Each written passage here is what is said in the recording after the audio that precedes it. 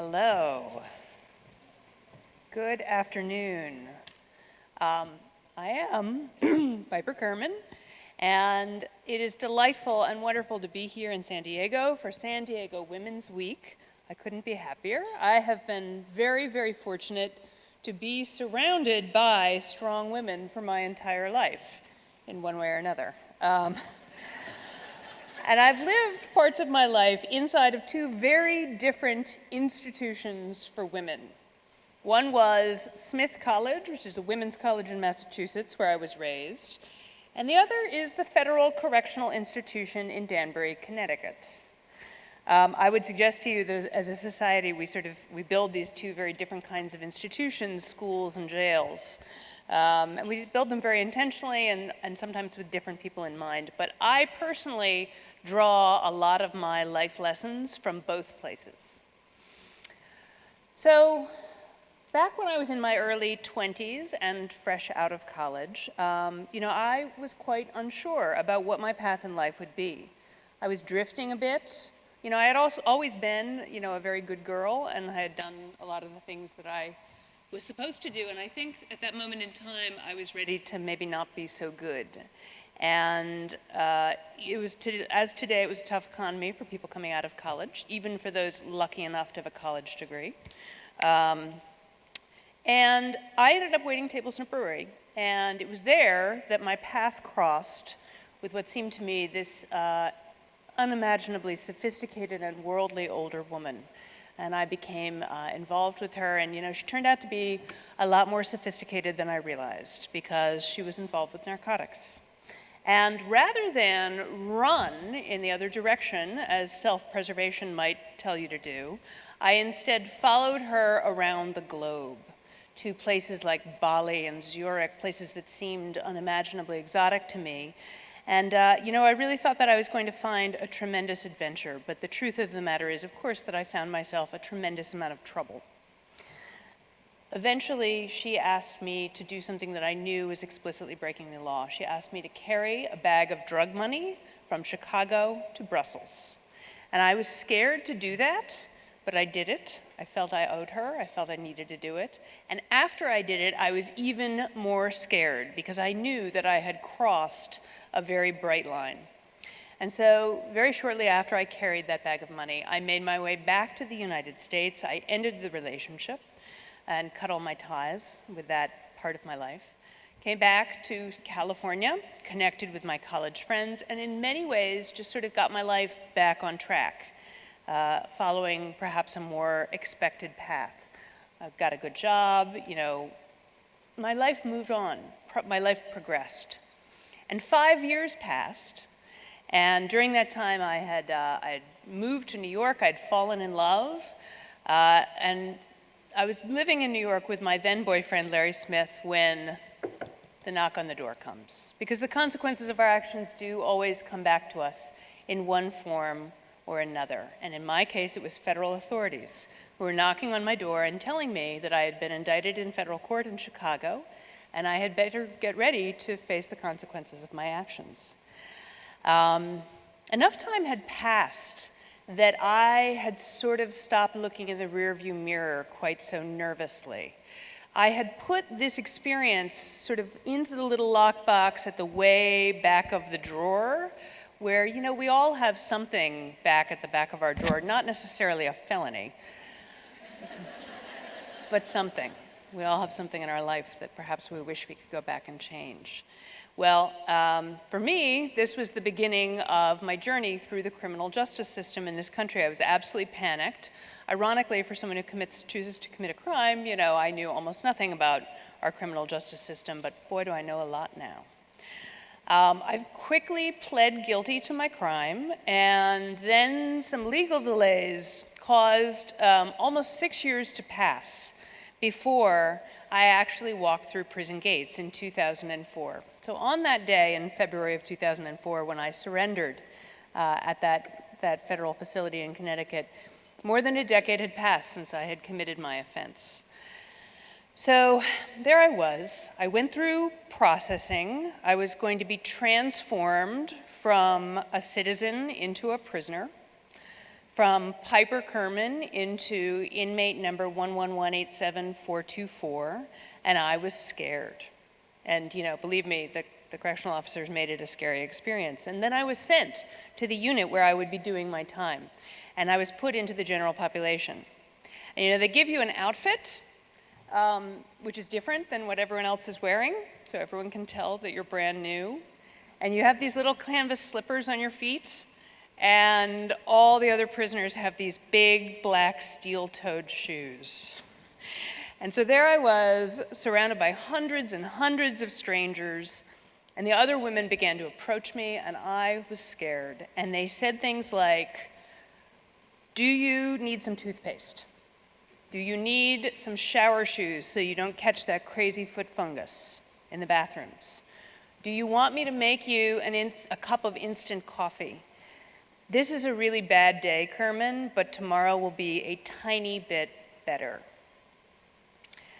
And so this phenomenon of the welcome wagon, where women sort of step up and they give somebody who's new the things they need that the prison will not give them, things like toothpaste, was something that I saw play out hundreds and hundreds of times, every single time that someone new arrived. And the last thing that I thought that I would find on my first day in prison was kindness. Because our image of prisons and of prisoners is of uncontrollably violent and dangerous people and places, which is part of the justification for why we lock so many people away. I do not mean to suggest that prisons are not horrible and sometimes very dangerous places, but from my very first day in prison, it was clear to me that this experience was not going to be what I expected. And I think that was because I was joining a community of women, an involuntary community, of course, because believe me, no one wants to be in prison, but a community nonetheless. And these are women who had changed my own life in very profound ways. So I was lucky to only spend 11 months in Danbury, and I found that time trying to master the mantra that every prisoner knows, which is do the time, don't let the time do you. And I thought I was getting pretty good at that, actually, when this unexpected twist came my way. I sort of had settled in, and I'll tell you a little bit more about that settling in process in just a moment. But I found myself suddenly, near the end of my prison sentence, on the federal airlift, which is also known as Con Air. It is not just that old Nick Cage movie that reruns on TNT every single weekend. It's the real deal. And I found myself briefly in a federal transfer center in Oklahoma City, and then ultimately in a federal jail in Chicago, where I was called as a witness in a trial. And so in Chicago, I was held not in a minimum security women's federal prison camp, which is where I was in Danbury, which, with all its challenges, if someone is unfortunate enough to go to prison, that's pretty much the best case scenario. In Chicago, I found myself living in a 26-story high-rise prison right in downtown Chicago. 700 men, 35 women locked away on the 12th floor. The most horrible place I've ever been in my life. And I found myself there, and I sort of couldn't believe it, and I could just hear someone echoing in my head. And it was an older woman who I had become very, very close with back in Danbury, and she had served a long sentence. And I could hear her saying, "You girls don't know what real prison is." And I was like, oh, this is real prison. So the saving grace of being brought there to Chicago and to that sort of snake pit was that I was brought face to face with my ex-lover after 10 years. And that unexpected confrontation was a gift, because while I had pled guilty to my crime and I had really tried to take responsibility for myself during the time that I was doing that sentence, for sure, I was still holding on to blame for her, for getting me involved, for turning me in. But that confrontation gave me the opportunity to fully recognize, she didn't put a gun to my head. She sort of offered me this perverse opportunity, and I had taken it. And I had full responsibility for my own life. And it is hard to describe a feeling more freeing, even in a setting like a prison or a jail, than the relinquishment of blame. And it's hard to imagine a feeling to me more empowering than being able to extend forgiveness. And so I am very, very grateful to have been put into that awful, awful place in Chicago for that very reason. That twist of fate was definitely a gift. The experience that I just described to you in brief is the basis for my book, Orange is the New Black, My Year in a Women's Prison, which was released in 2010, and it has been adapted into an original series by Netflix. Just show of hands, who's seen the show? Oh, okay. All right. Good, excellent. What I learned and what I experienced during that year that I spent in prison is not something that I can ever forget. It is as indelible as a prison tattoo, which, I did not get a tattoo in prison. I had one already, but.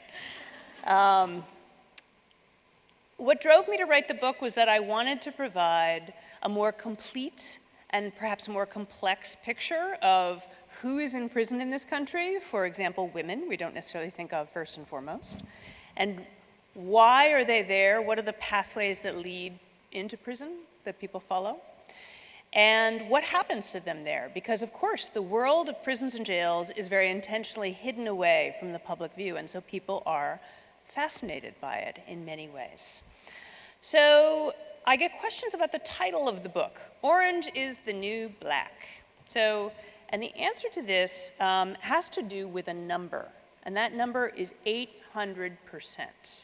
So the title is not just a flippant reference to the old fashion trend commentary, purple is the new black, gray is the new black, magenta is the new black.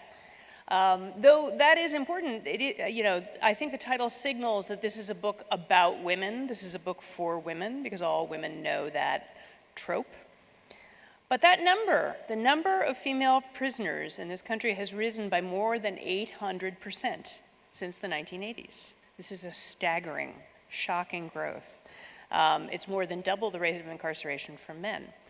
And so the title, Orange is the New Black, refers to the fact that the person wearing an orange prison jumpsuit, the notorious orange prison jumpsuit, is more likely than ever to be a woman.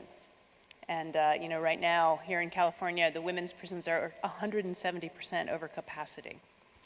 What I found in prison was women who were very different from me in some ways.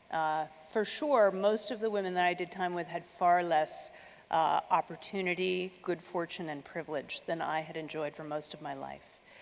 What we see for women in prison is very consistent. We see often histories of substance abuse. We see a significant incidence of mental illness. And we see very, very high experience of sexual assault or other forms of physical abuse. The majority of women in prison have one, two, or all three of those things in their personal histories. And that's got a devastating reality for those women, and certainly for their kids. And most women who are in prison are mothers. But when I think about my time in prison, I don't necessarily think about those statistics and all of the percentages that attend those things that sort of drive women who get involved with crime. I think about people. I think about the people who I did my time with, the people who I lived with day in and day out for over a year, like my neighbor in B dorm, Pom Pom. So Pom Pom was nicknamed for her hairdo, and here's the thing about prison, everybody gets a nickname. So you just have to be really careful what you do with your hair. Because, one experiment, and you'll be Pom Pom for the rest of your time. Pom Pom lived about this far away from me in B dorm, and she was in her early 20s, and nice young woman, quiet, kind of shy, but she had her head screwed on right. You could just tell. And so I got to know Pom Pom a bit because, first of all, she lived about 4 feet away from me, but also she worked in the garage, and I was a construction worker. And so I had to go to the garage every day to get my pickup truck. So, we got to know each other a little bit. And so still, Pom Pom was on the shy side. So one day in the chow line, when she turned to me and suddenly just started talking kind of a mile a minute, I was a little bit surprised. Pom Pom told me that that day she had been called into her boss's office, the correctional officer who ran the garage. And he asked her whether she had ever had any family who had been there in that prison before, maybe a sister. She said, "I think you're talking about my mom, because I know that she was here." And I said, "Where's your mom now, Pom Pom?" And she said, "I don't really know." Pom Pom's mom was addicted to drugs and had been in and out of her life, more out than in. And now Pom Pom was there in the self-same prison, in the exact same job that her mom had had before her. And to me, that just kind of broke my heart a little bit, to see those cycles perpetuated and not broken, when I think it might be easier to break them than we realize. So Pom Pom went home before me. She went home in November, and she went home to, a tough neighborhood back east. And she wrote me a letter right before Christmas, a very sweet letter, encouraging me, "Piper, you're going to get through your time. You're going to come home safe and sound." But she also told me that she was sleeping on a relative's floor who didn't really want her there. She didn't have a coat, and it was cold. And she kind of said, "You all really were more like my family, and I miss you." And that broke my heart. That broke my heart, that letter. And I just keep it with me to this day, and I treasure those friendships to this day. And I wrote that book because I wanted people to care as much about Pom Pom and the other women who I did time with as I did. So, how could I do that? Well, what I did in that book is that I set out to try and paint a picture of daily life in prison, because I wanted the reader of the book to be able to imagine themselves in my shoes, or in the shoes of another woman who was doing time right beside me. And so I found that survival in prison was about discovering where you fit in within the social ecology of the place, just like our life out here on the outside, but the stakes are pretty high. And survival in prison was also about trying to declare yourself a person in a setting which is very intentionally designed to be harsh and often inhumane. There are prison rules, and there's a big fat binder of the handbook that tells you all of them, and you have to learn really, really quickly. That is a steep learning curve on the prison rules. Count time, inspections, where you need to be when, because the stakes are high. If you make a correctional officer mad at you, that's no fun. And you can even, land in solitary confinement quite easily while you're a prisoner. But there are also prisoner rules, and they are just as important. And if you're going to find your place in that social ecology, they're very, very important. You learn what are or are not acceptable questions to ask, like don't ever ask why someone's there. And you learn to give people who are doing long sentences respect. And on the first night of prison, I was informed by my cellmates that everyone slept on top of a perfectly made bed with just a blanket pulled up over you for warmth. And I said, "Well, what if I want to sleep in the bed under the sheets?" And they were like, "Look, you will be the only person in this entire prison who's doing that." And I assure you that that is irresistible logic. You will be like, "Okay, I guess I'll be doing it that way." You also learn to carve out some of the informal rituals that people really create to stay human, and to carve out enjoyment in life, even in a setting where you don't really expect there to be any. And that is how I mastered the infamous prison cheesecake recipe. So the ingredients involve a lot of pudding and Laughing Cow cheese, and I hate to say it, but there's an entire thing of cremora in the prison cheesecake. And believe it or not, the texture is exactly like real cheesecake, and at least when you're in prison, it tastes pretty darn good. But those recipes, which are handed from prisoner to prisoner in both men's and women's prisons, frankly, are also important treasures, because in a place like prison, when somebody goes to the trouble to create a meal or just a dish that they cook it with love and they share it with other people, that is a really, really powerful act. That's a powerful act of kindness. And again, sort of a declaration of humanity. So all of those things were really important for sort of creating a life inside. You know, finally, like the dignity of work was actually very, very important to me and to a lot of the other prisoners, and that's not necessarily something we associate with prisons and prisoners. But finding some way to make your time productive, whether it was at your prison job, you know, as a construction worker, or in some other way, you know, people who crochet, people who read the classics, people who, you know, ran, you know, 10 miles a day, you know, people who were like, I'm going to find some way to make this time not wasted time. And that is really, really important. So all those things are essential for creating a life on the inside, which you must do, right? When we face adversity, we must create our own life, even in the worst of circumstances. And so that was really important because the life of the institution definitely takes over your life. As important as life inside the walls of a prison and creating your own humanity there is, life on the outside is incredibly essential. And so the ties that bind to the outside world are so important, and they were so important to me. I was incredibly blessed to have this man who stood by me year in and year out, at times when I definitely did not feel like I was worthy of that loyalty. He was there, and every weekend he was there. So that man is Larry Smith, now my husband, and I often say he's the hero of the piece. The visiting room is the most important room in any prison. And again, most women in prison are mothers, and most of them are mothers of children under the age of 18. And so to be in that visiting room is where you see both the sharpest joy and also, you know, of course, some anguish. But those visits and phone calls with their kids, so, so important. The other important lifelines to the outside world are mail call. If the visiting room is the most important room in a prison, then mail call is the most important time of the day. And also books. So prisoners love books, and I consumed books. It's the only legitimate way that you can escape that prison, is to escape into the world of a book. The world, whether it's fantasy or whether it's a reality that's contained in that other world, you really want to be there.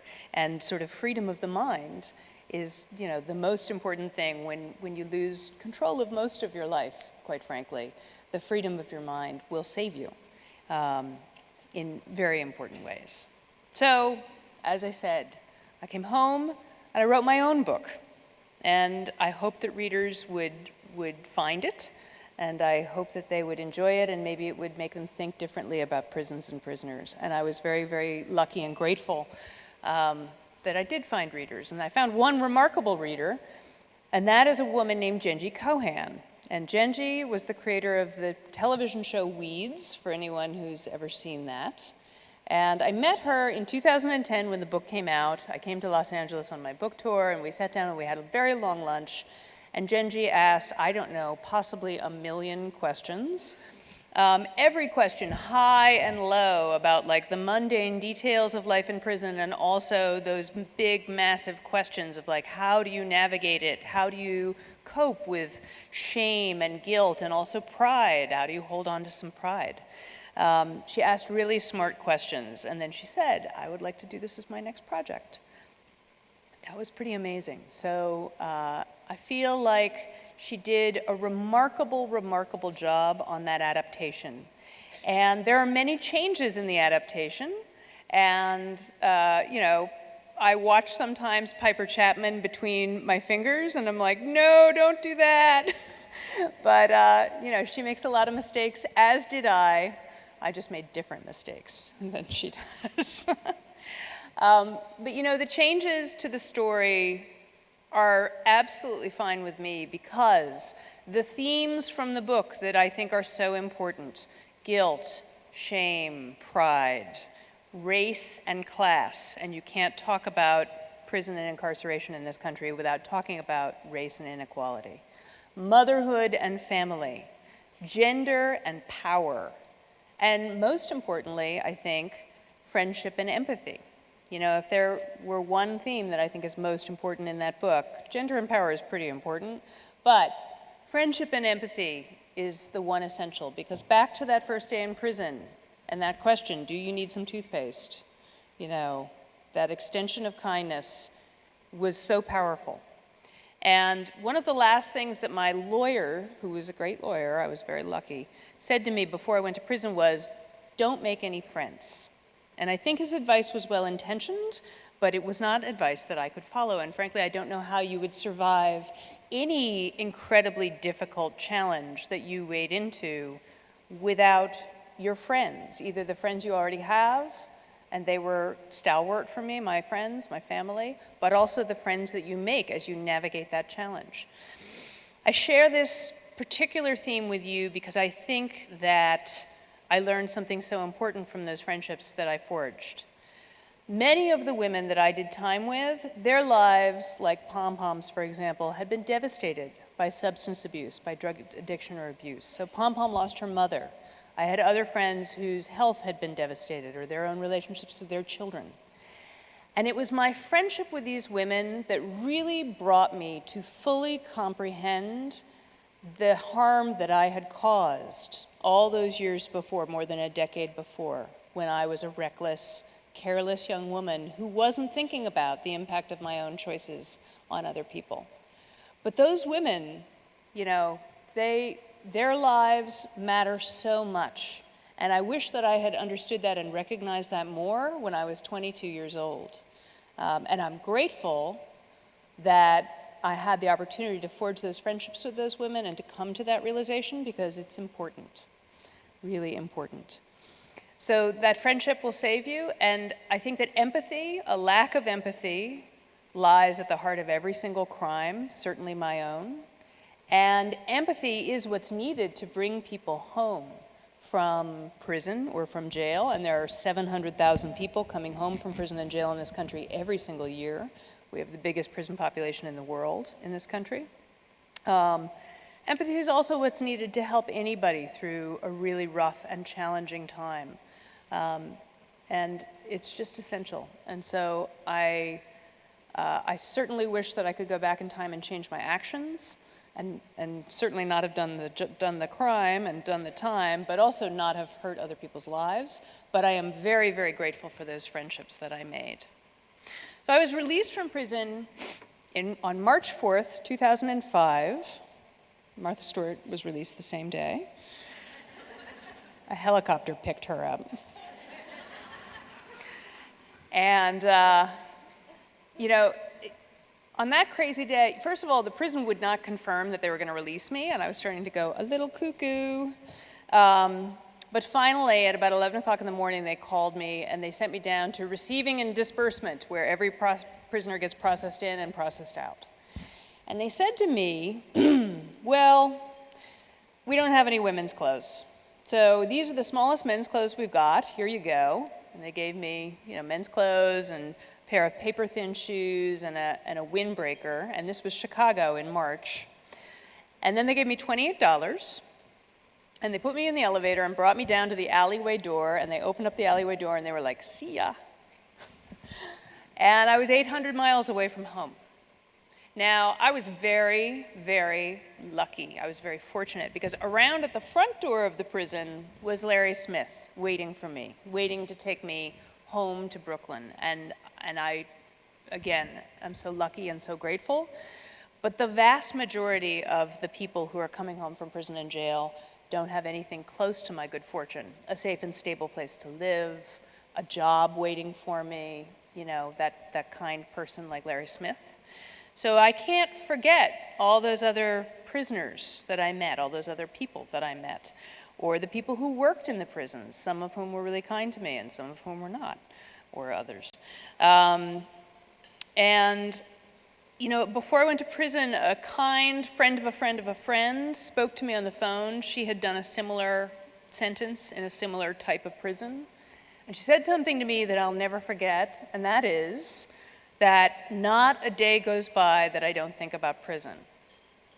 And now, many years later, that doesn't surprise me at all, because those experiences, whether they are heartwarming or heartbreaking, they rattle around in my head and in my heart, and I am grateful for them. I thank you for your kind attention today, and I hope that you have a wonderful remainder of Women's Week.